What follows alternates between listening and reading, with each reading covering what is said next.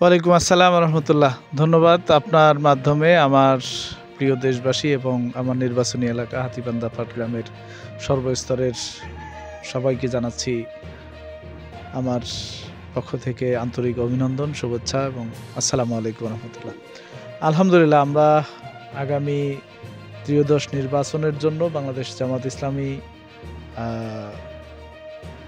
আমাদের অন্যান্য আসনের মতো লালমনিরহাট এক আসনেও আমরা জনগণের কাছে ঘরে ঘরে পৌঁছার চেষ্টা করেছি। আলহামদুলিল্লাহ, আমরা মানুষের মধ্যে পরিবর্তনের এবং নতুন বাংলাদেশের স্বপ্ন দেখছি। আমরাও স্বপ্ন দেখি এবং বাংলাদেশের মানুষও স্বপ্ন দেখছে।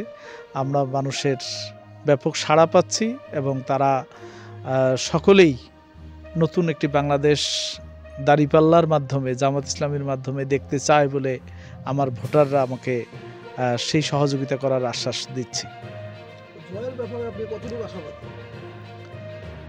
আলহামদুলিল্লাহ, এখন পর্যন্ত আমরা মনে করি যে বিশেষ করে লালমনিরহাট এক আসন হাতীবান্ধা পাটগ্রাম সুষ্ঠু নির্বাচন, নিরপেক্ষ নির্বাচন সম্পন্ন হলে ইনশাআল্লাহ হাতীবান্ধা পাটগ্রামের মানুষ দাঁড়িপাল্লাকে আগামী সংসদে পাঠানোর জন্য বদ্ধপরিকর। ইনশাআল্লাহ আমরা বিজয়ের ব্যাপারে শতভাগ নিশ্চিত।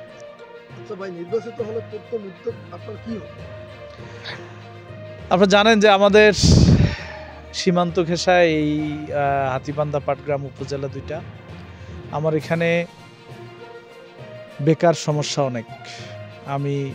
আমার এই দুই উপজেলায় কর্মসংস্থানের অনেক অভাব।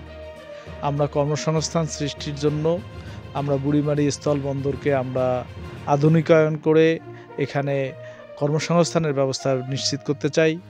তিস্তা ব্যারেজকে পর্যটনে রূপায়িত করার মাধ্যমে আমরা সেখানেই আমাদের কর্মসংস্থান বৃদ্ধি করতে চাই। বিশেষ করে আপনারা জানেন যে আমি বাংলাদেশ জামাত ইসলামীর পক্ষ থেকে রংপুরে চায়না প্রতিনিধিদের সাথেও আমরা কথা বলেছি তিস্তা মহাপরিকল্পনা বাস্তবায়নের জন্য। সংগঠন আমিরে জামাত চায়না যেও এখানে তাদের গভর্নমেন্টের সাথে এই পরিকল্পনা নিয়ে কথা বলেছে।